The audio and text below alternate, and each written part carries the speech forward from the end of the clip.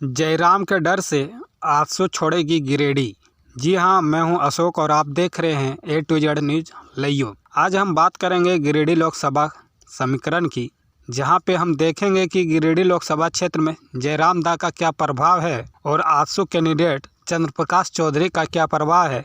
क्या वाकई में वह टाइगर जयराम महतो से डर कर गिरिडीह छोड़ना चाहते हैं? इन तमाम मुद्दों को लेकर आज के समीकरण में हम बात करेंगे। तो चलिए शुरुआत करते हैं। आखिरकार अपनी लंबी खामोशी के बाद टाइगर जयराम ने गिरिडीह संसदीय क्षेत्र से चुनावी दंगल में कूदने का खुला ऐलान कर दिया है। इसके साथ ही तमाम स्थापित दलों का सियासी समीकरण संकट में फंसता दिखने लगा। हालांकि अब तक जयराम ने कभी भी अपने आप को कुर्मी पॉलिटिक्स का चैंपियन जताने की कोशिश नहीं की है। जयराम का दावा है झारखंड और झारखंडियत को आवाज़ देने की रही है।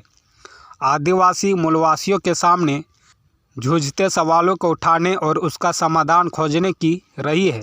जल, जंगल, जमीन, लूट और प्राकृतिक संसाधनों पर नज़र जमाए बहुराष्ट्रीय कंपनियों के गिद्ध दृष्टि से आदिवासी मूलवासी समाज को सावधान करने की रही है।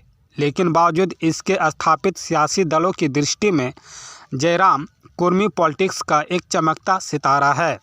यदि हम स्थापित सियासी दलों के नज़रिए से भी जयराम को परखने की कोशिश करें तो भी उत्तरी छोटा नागपुर, जहां उनकी लोकप्रियता आज अपने उफान पे है, स्थापित दलों के सामने जयराम एक बड़ी चुनौती है।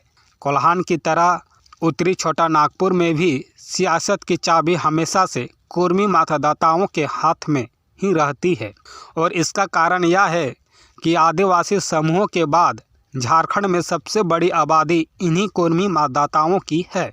कई कुर्मी मतदाताओं नेताओं का तो यह दावा है कि उनकी आबादी आदिवासी समुदाय के 26% आबादी से कहीं ज़्यादा है, लेकिन किसी भी हालत में यह आबादी 20% से कम नहीं है। और यदि इतनी बड़ी आबादी को कोई युवा सियासी दंगल में आवाज़ देता नज़र आता है तो इसके गंभीर मायने हैं। हालांकि एक बात यह भी सच है कि जयराम को जो लोकप्रियता रोजगार, भाषा विवाद और 1932 के खतियान पर मिली, क्या जयराम आज उसी लोकप्रियता पर सवार होकर सियासी दंगल में उतरने का मादा रखते हैं, या फिर गिरिडीह का दंगल बताएगा जयराम की लोकप्रियता कितनी ज़मीनी और कितना फसाना है? इसका फैसला तो चुनावी दंगल में ही होगा। लेकिन जिस प्रकार जयराम ने करीब 45 दिनों के चुप्पी के बाद अचानक से गिरिडीह के मैदान से उतरने का खुला ऐलान कर दिया है, उसके बाद से स्थापित दलों के सामने संकट गहराता नजर आने लगा है। शायद यही कारण है कि वह आजसू, जो अब तक झारखंड की सियासत में अपने आप को कुर्मी पॉलिटिक्स का अघोषित चैंपियन मानती थी, आज वह भी इस तूफान के आगे गिरिडीह के दंगल से बाहर निकलना चाहती है। यहाँ भाजपा को ही मुकाबले में उतारना चाहती है। खबर यह भी है कि आजसू गिरिडीह का मैदान खाली कर हजारीबाग पर नज़र जमाए है। हजारीबाग को लेकर वैसे भी चर्चा तेज है कि भाजपा इस बार यहाँ जयंत सिन्हा को टिकट नहीं देने जा रही है। इस हालत में आजसू के लिए यहाँ विकल्प तो बनता है, लेकिन क्या भाजपा अपने पुराने गढ़ को इतना आसानी से आजसू के हाथ सौंपने को तैयार होगी? लेकिन इस सवाल का जवाब तलाशने के पहले यह जानना भी जरूरी है कि उसी भाजपा ने अपने 5 बार के सांसद रहे रविंदर पांडे को बेटिकट कर यह सीट आजसू को सौंपा था। उस हालत में वह हजारीबाग की सीट आजसू के खाते में डाल भी दे तो क्या कोई आश्चर्य नहीं होगा? वह एक तीर से 2 शिकार भी कर सकती है। आजसू भी खुश और जयंत का कांटा भी दूर। तो फिर किसका खेल बिगाड़ेंगे जयराम? लेकिन बड़ा सवाल यह है, यदि जयराम अपनी उसी लोकप्रियता पर सवार होकर गिरिडीह के चुनावी दंगल में उतरने का दमखम दिखलाते हैं तो इस हालत में वह किसका वोट बिगाड़ेंगे? उनके साथ भाजपा का वोट खिसकेगा या वह झामुमो को चुना लगाएंगे? इस सवाल का जवाब तलाशने के पहले हमें वर्तमान हालात में गिरिडीह संसदीय सीट के समीकरण को समझना होगा।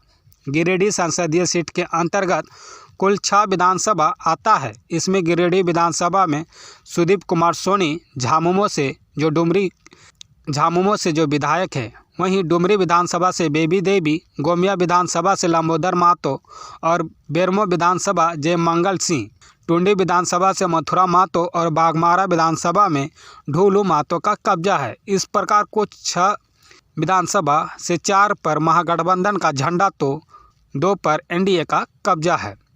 इस हालत में यह निश्चित रूप से महागठबंधन के पक्ष में झुका नजर आता है, लेकिन यहाँ भी ध्यान रहे कि पूरी लोकसभा में कुर्मी मतदाताओं की मजबूत पकड़ है और सत्ता की चाबी इन्हीं कुर्मी मतदाताओं के पास है।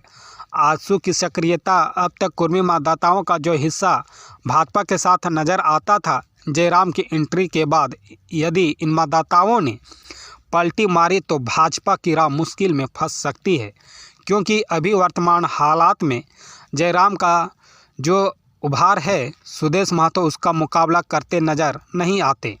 रही बात झामुमो की, तो जयराम आदिवासी मुस्लिम मतदाताओं में सेंधमारी कर पाएंगे, इसमें संदेह है। मुस्लिम मतदाताओं का सीधा जुड़ा झामुमो के साथ है। इस प्रकार जयराम की एंट्री से झामुमो को उस सीमा तक नुकसान होता नज़र नहीं आता, लेकिन यदि जयराम के साथ उनके साथ कंधा से कंधा मिलाकर संघर्ष करते रहे रिजवान अंसारी भी मैदान में कूदते हैं तो यह झामुमो को परेशानी में डाल सकता है। हालांकि झामुमो के पक्ष में एक बात और जा सकती है, वह है बेरमो विधायक जयमंगल सिंह। लेकिन क्या जयमंगल सिंह अपने चेहरे के बुते सामान्य जाति के मतदाताओं को झामुमो के पक्ष में खड़ा करने की स्थिति होंगे?